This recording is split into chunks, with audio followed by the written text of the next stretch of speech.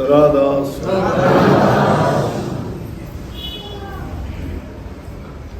लगभग 20 दिन का समय लगा होगा।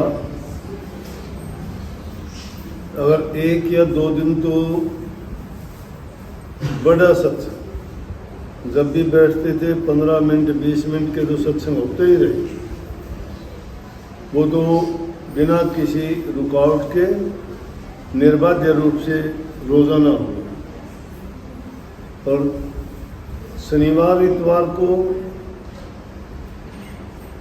तो वहाँ ज़्यादा लोग आते थे, तो और भी मतलब उन सत्संगों की भी गिनती की जाए तो भी 20 दिन में से 18 दिन सत्संग किए। सत्संग बुराइयों से छुटाता है। वहाँ भी गए हुए बच्चे थे, उनको सबसे पहली शिक्षा बात मैंने बताई कि तुम अपने माँ बाप के पैसे लेके अपना देश छोड़ के इसलिए आए हो कि तुम्हारे माँ बाप के अरमान को पूरा करो। लेकिन जैसा कि बाबा फरीद ने कही है ना कि देख पर आई चौपड़ी फरीदा ना ललचाए जी, रूखी सूखी खाए के ठंडा पानी। इंसान जरूरत से ज़्यादा जब प्रयास करता है किसी भी चीज़ के लिए तो समझो कि वो उसका लालच बढ़ता चला जाता है। लालच धन का ही नहीं होता, वो किसी भी चीज़ का लालच हो सकता है। जिस क्षेत्र में भी कदम रखोगे और उस क्षेत्र में तुम जितना अधिक बढ़ते चले जाओगे वो लालच की ओर ही अग्रसर होगा। तो उन बच्चों को बताया कि दूसरे देश में आके तुम्हें जो आज़ादी मिली है, तुम्हें यहाँ कोई ना रोकने वाला ना टोकने वाला, कोई कहने वाला भी नहीं है। गलत रास्ते पर मत पड़ना। गलत रास्ता क्या है? उन देशों में छूट है सब प्रकार की। शराब पीने को बुरा नहीं मानते, मांस मच्छी अंडे खाने को बुरा नहीं मानते, किसी के भी साथ दोस्ती करने को बुरा नहीं मानते। कि वो इस चीज़ की कीमत कदर नहीं समझते कि पैसा हमारे क्या काम आएगा। और अपने परिस्थितियां उन देशों से भिन्न हैं। हम पूर्व वाले हैं, वो पश्चिम वाले हैं। पूर्व में सूर्य उदय होता है और पश्चिम में छिप जाता है, इसलिए वो एक दूसरे की विरोधी चीजें हैं दोनों। इनकी सभ्यता और हमारी सभ्यता में बड़ा अंतर है। हम धर्म पर चलने वाले आदमी, प्रेम के पुजारी, सब जीवों पर दया और सबके हित की बात सोचने वाले इंसान हैं। लेकिन संगति इंसान को बिगाड़ देती है। तो ऐसा न हो कि उन लोगों की संगति करके तुम बिगड़ जाओ। लेकिन काफ़ी सत्संगी बच्चे थे।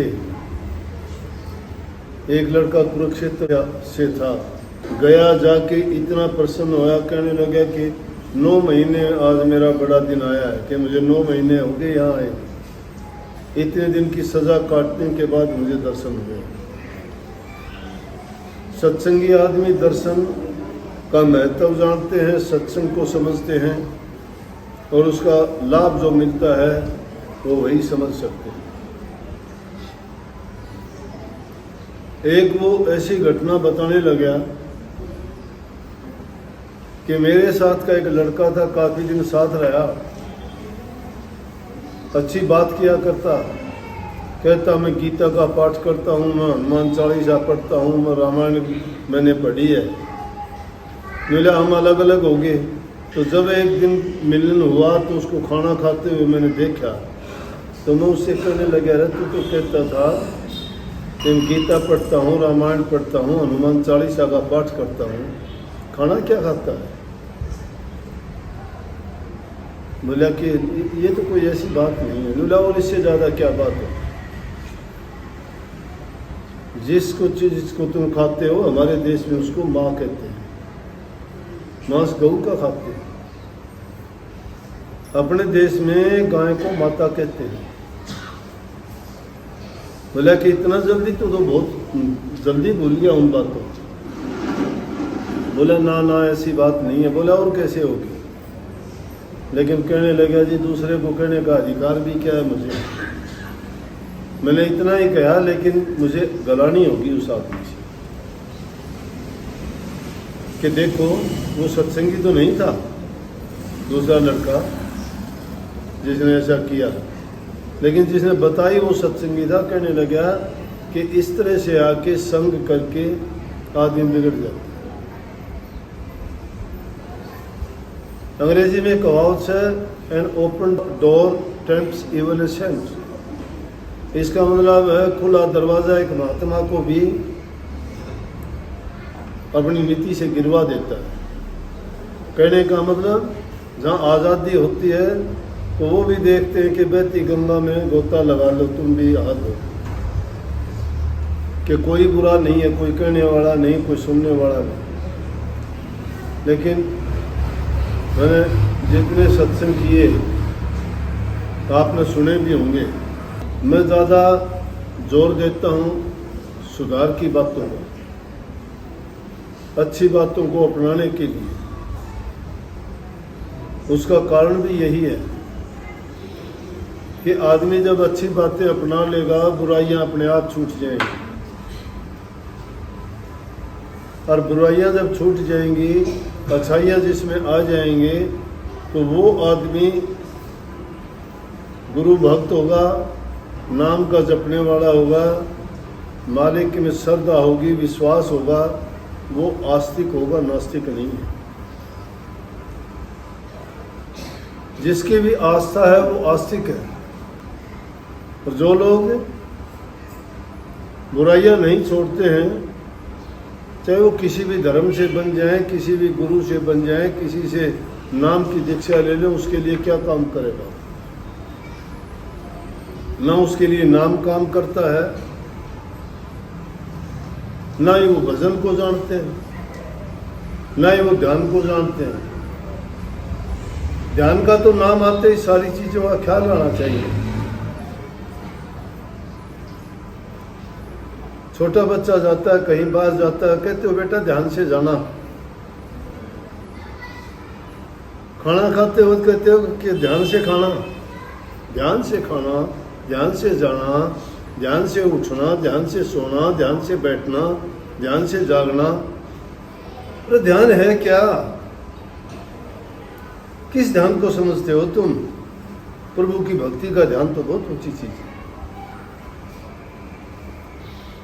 जब हर काम में तुम ध्यान की याद दिलाते हो सबको कि ध्यान से हाथ लाना, हाथ काट देगी, ये तेज है ये चाकू।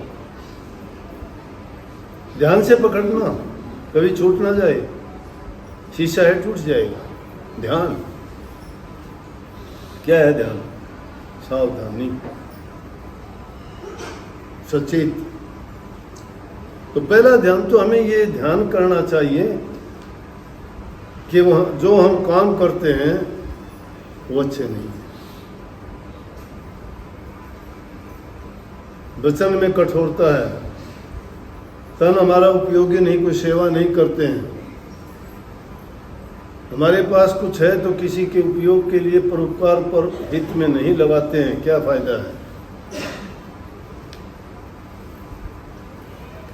हमारे धर्म की विशेषता है कि शारीरिक रूप से तुम सक्षम हो, दूसरे की सहायता और मदद करो, जिस किसी की भी। ये नहीं कि माँ बाप तक सीमित है, ये नहीं कि बूढ़े बुजुर्गों तक सीमित है। वो सेवा तुम जवान की भी कर सकते हो, बीमार की भी कर सकते। छोटा बच्चा बीमार होता है उसकी नहीं करते क्या? जिसका कोई सहारा नहीं है उसकी नहीं करते क्या? अपने की करना मजबूरी है, दूसरे की करना जरूरी है। मजबूरी में जो करते हो वो सेवा नहीं है, वो तो तुम्हारे सिर कर्जा है, कर्ज उतारते हो, कोई बड़ी बात नहीं। माँ बाप की सास ससुर की सेवा करते हो ना, ये सेवा नहीं, कर्ज है तुम्हारे सिर पर। उन्होंने कर्ज चढ़ा रखे, उसको उतारते हो, ना उतारते हो रखो कर्ज सिर पर। हम यही तो कहते हैं कि बुजुर्गों की माँ बाप की सेवा करो तन से, बड़ी अच्छी बात है। शास्त्रों में इस बात को लिखा तन पवित्र सेवा की है। उसमें ये डिफाइन नहीं किया कि माँ बाप की सास ससुर की सेवा। सेवा सेवा कोई भी हो, ऊंच हो नीच हो, छोटे की हो बड़े की हो, किसी भी जाति का हो, किसी भी लिंग का हो, कोई धर्म भेद नहीं, लिंग भेद नहीं, और उनको किसी भी प्रकार से हम अगर भिन्नता का सवाल ले आते हैं तो सेवा नहीं है। लेकिन वो सेवा मजबूरी नहीं है, स्वेच्छा से सेवा जो की जाती है वो दिल से की जाती है, वो फलीभूत होती है। और जो मन से नहीं की जाती है वो निष्फल होती है। सेवा वही उत्तम है जिसमें दिल लगा के और निष्काम भाव से, जिसके पीछे कोई कामना नहीं हो, वो सेवा है। माँ बाप की सास ससुर की, घर वालों की, रिश्ते नातेदारों की, वो तुम्हारी मजबूरी है, कर्ज है तुम्हारे ऊपर, वो करते हो। सेवा किसी दूसरे के जिससे हमारा लेना देना नहीं, वो सेवा सर्वोत्तम है, सबसे ऊंची सेवा। रही मन की बात, अनेकों प्रकार के मन में उठते रहते हैं उद्गार, विचार, ख्याल। ये तो एक ऐसा समुद्र है जिसमें अनेकों प्रकार की लहर उठती है, लेकिन फायदेमंद कौन सी होती है? जो लहर किसी भी चीज को अंदर से लेके बाहर रख दे, वो लहर। हमारे अंदर में जिस प्रकार से बुराइयां छिपी हुई हैं, उन बुराइयों को तो बाहर निकाल दे।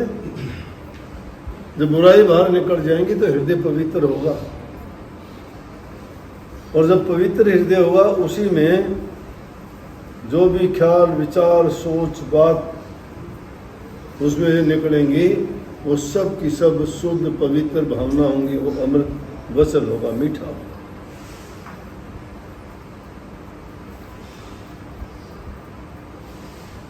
बात बुरी कौन सी होती है कि एक तो उसमें स्वार्थ होता है, जिसमें स्वार्थ होता है उसमें हम कभी न्याय नहीं कर पाते। जिस बात में स्वार्थ होगा हम झुक जाते हैं एक तरफ, और निस्वार्थ वो होता है जिसमें हमें किसी भी प्रकार का किसी से लगाव नहीं हो। तो संतों ने क्यों कही कि मोह की फांस में ना बंधो, ये बंधन है बहुत बुरा। लोभ लालच इन चीजों को त्यागो। लेकिन हम तो बिना किसी बात के, लेना एक नहीं देना दो नहीं, फिर भी बात बड़ी ऊंची जा करते हैं। संत मत की सुनी सुनाई, किताबों में पढ़ी लिखी, बताई हुई लकीर के फकीर अपना अनुभव नहीं करते। अपना अनुभव जब करोगे, ध्यान वो है जहां कहीं बैठ जाते हो, वहीं बैठ के सोचो क्यों हुआ ये, कैसे हुआ, क्यों मेरे विचार खराब होते हैं, किस लिए मेरे से ऐसा हुआ। हर चीज में ध्यान लगाने की आवश्यकता है। जब उन चीजों में ध्यान लगाना सीख जाओगे ना, तो तुम्हारा ध्यान आध्यात्मिकता की ओर शुरू होगा, उससे पहले नहीं होगा। बातों से नहीं, बात बनाई जग ठग्या, मन प्रमोद्या ना, कहें कबीरा ले गया ये मन लग 84 में। इन बातों को इधर उधर की बात जोड़ के बात कहना, बिना कुछ किए बोल देना, वो तो उसी तरह से हम बंधुआ मजदूरों की तरह से हम भी 84 में चले जाएंगे। फर्क इतना होगा, किसी से रस्से से बांध के ले जाएंगे, कोई उनके पीछे पीछे चला जाएगा आजादी से, ज्यादा फर्क नहीं है। सच्ची भक्ति का रूप यही है। तो इसलिए जो निषेध काम है, निषेध चीजों का त्याग करना ही धर्म है। अब निषेध चीज छोड़ हैं सारी, उनको अपनाए बैठे हैं, उनको छोड़ना नहीं चाहते। फिर नाम का रस, नाम का आनंद, नाम का स्वाद, नाम की महिमा, नाम का लाभ हमें कैसे पता लगेगा? वो रस 1-2 दिन में आने वाला नहीं है।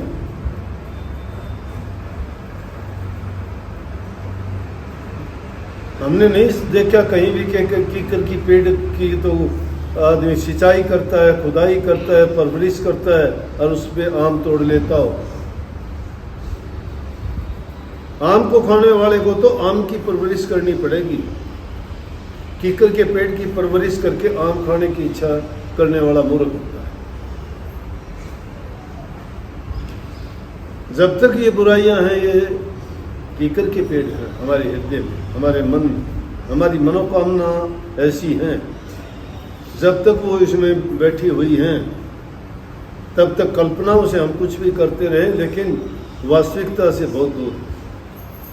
वास्तविकता में जाने के लिए इन कल्पनाओं से बाहर आना पड़ेगा। मन में उठने वाले जो संकल्प विकल्प हैं उनको त्यागना पड़ेगा। अब इनको भी समझने की जरूरत पड़ती। बुराइयां हैं कौन सी? चोरी क्या है, झूठ क्या है, निंदा क्या है। हम उसको छोटे मायने में लेते हैं।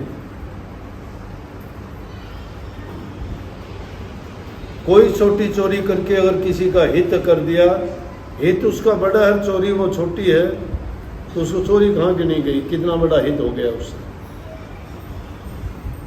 झूठ अगर बोल दिया, किसी के प्राणों की रक्षा की है, तो झूठ नहीं है। पुण्य भी तो बहुत बड़ा कर दिया उसके बदले में। तो अब हर चीज के अंदर सोच की जरूरत आवश्यकता है। पर मारत के कारण, परोपकार के कारण अगर तुमसे कोई गलत होता है तो गलत ना समझिए। किसी पर हित के लिए, पर दूसरे के कल्याण के लिए, दूसरे की प्राण रक्षा के लिए, बचाने के लिए तुमने ऐसा किया, अपनी स्वार्थ पूर्ति के लिए ऐसा नहीं किया। अगर तुम्हारा स्वार्थ है, तुमने अपनी स्वार्थ पूर्ति के लिए वो किया है, तो जुल्म है, पाप है, कपट है, धोखा है, छल है, बेईमानी है। वो तुम्हें भक्ति में कदम नहीं रखने देगी ये चीज। आदमी के दिल में जब दया होती है, वहीं प्रेम प्रकट होगा। जहां जिसके हृदय में प्रेम नहीं है, दया नहीं है, दया नहीं, वहां धर्म नहीं है। दया धर्म का मूल है, पाप मूल अभिमान। तुलसी दया ना छोड़िए, जब लग दिल में घट में प्राण। जब तक हमारे हृदय में, शरीर में प्राण है, मतलब जब तक हम जिंदा हैं, तब तक अपने हृदय से दया और प्रेम को नहीं निकलने देना चाहिए।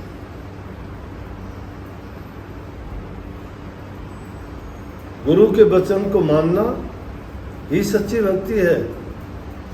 गुरु ही परमात्मा का सच्चा रूप हमारे सामने है। जो परमात्मा से मिलने का उनका गुणगान करके, उनके लक्षण बता के, जो हमारे दिलों से लगी हुई जंग काई पाप कर्मों को दूर करके और सच्चाई की तरफ लेके जाता है, वो परमात्मा ही कर सकता है ये काम। आम इंसान थोड़ा कर सकता है। कोई आम इंसान करते तो किसी को बुरा बनने की जरूरत नहीं थी, कोई भी कर देता। किसके रूप में? वो परमात्मा के रूप। जो जिसके लिए कोई काम कर देता है, वो किसी भी रूप में आके करता है, वही परमात्मा है। परमात्मा ने उसी का रूप धार के हमारे हित का जो काम किया, वो शक्ति हर जगह, हर रोम रोम में, कण कण में, हर जगह हाजिर है। और जो उसको जहाँ याद करता है, वही उसी रूप में प्रकट होकर उसकी मदद भी करता है। लेकिन हम अपनी बुद्धि, अपने मन से और अपनी चालाकियों से सोच लेते हैं कि वो तो कहीं दूर देखता होगा, उसको कैसे पता है। इंसानों से जो लुका छिपी कर लेते हैं, लेकिन जो सबकी जानता, सबको देखता, सबकी कर्म लिखता है, जो हमेशा कलम और खाता लिए हमेशा साथ रहता है, उससे कैसे बच पाओगे?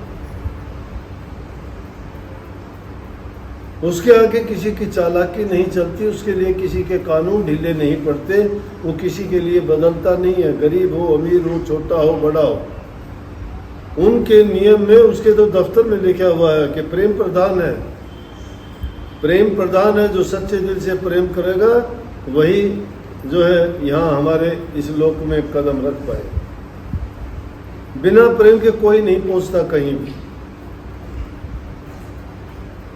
भक्ति भी प्रेम के रास्ते से ही पाई जाती है, बिना प्रेम के किसी ने नहीं पाई। लेकिन दुनियादारों से प्रेम करके इंसान पछताता है, प्रभु से प्रेम करके इंसान पछताता नहीं।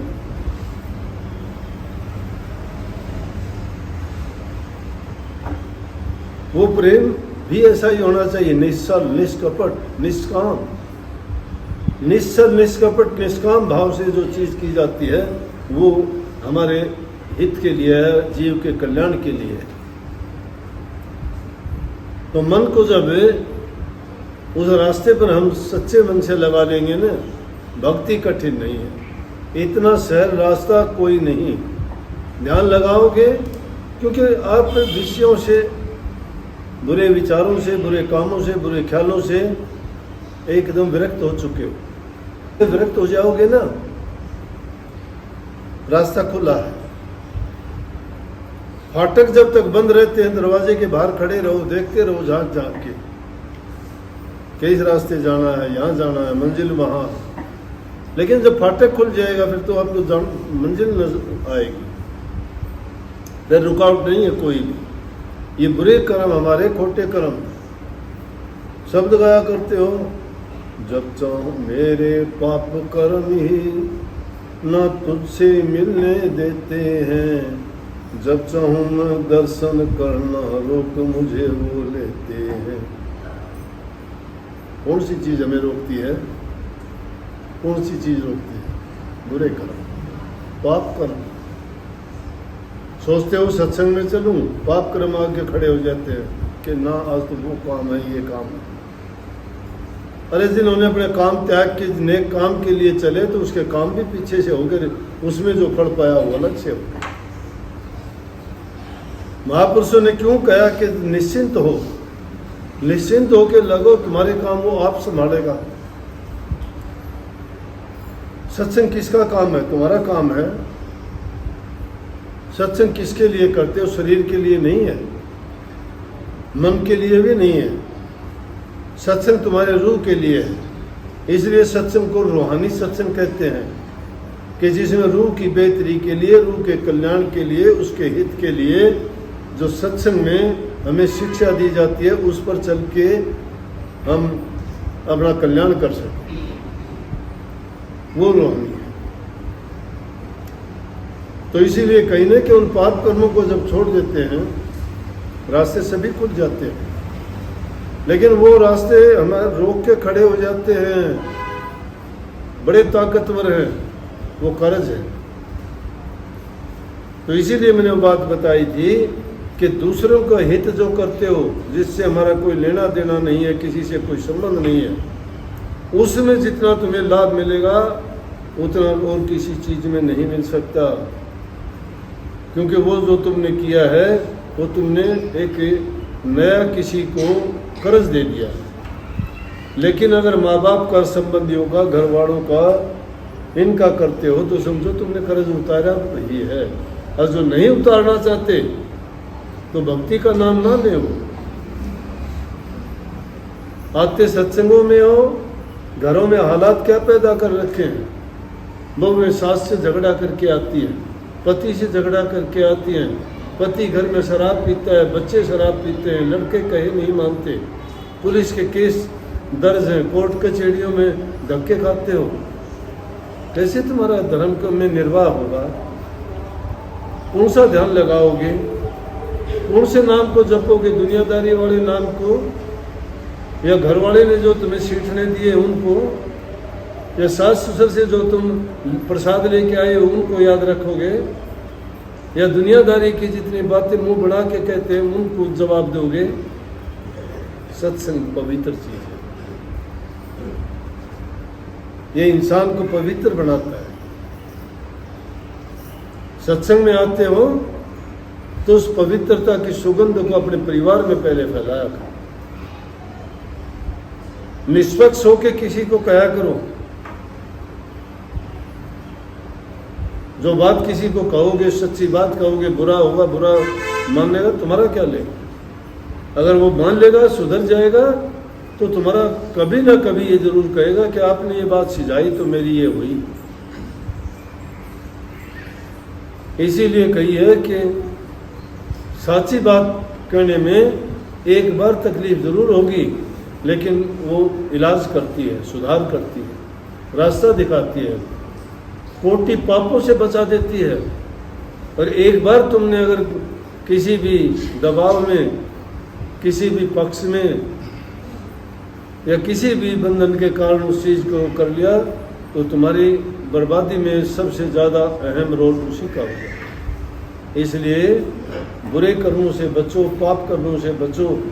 जिस चीज़ में भी बुराई देखते हो सकता है एक दिन में नहीं छूटे, टाइम लग सकता है, लेकिन धीरे धीरे करके प्रयास करते चले जाओगे। और जो जो तुम्हारे हृदय में प्रकाश नजर आएगा, प्रकाश जब नजर आएगा कि हृदय पवित्र होता चला जाएगा। जो जो अंदर से पवित्रता तुम्हें नजर आनी शुरू हो जाएगी, क्यों तो तुम्हारा मन भक्ति की ओर, हृदय में प्रेम, दया, विश्वास, श्रद्धा ये दृढ़ होती चली जाएगी। तो अपने मन को लगाया करो, बुराइयों को त्याग के, और फिर ध्यान किया करो। अकेले दूसरों को ना कहा करो ध्यान से जाना, ध्यान से सोना, ध्यान से खाना, ध्यान से पीना है। ध्यान से तुम भी ध्यान किया करो, ध्यान से ध्यान किया करो, ध्यान से ध्यान करो कि ध्यान लग जाएगा, मेरी गारंटी। सबको आशीर्वाद। राधा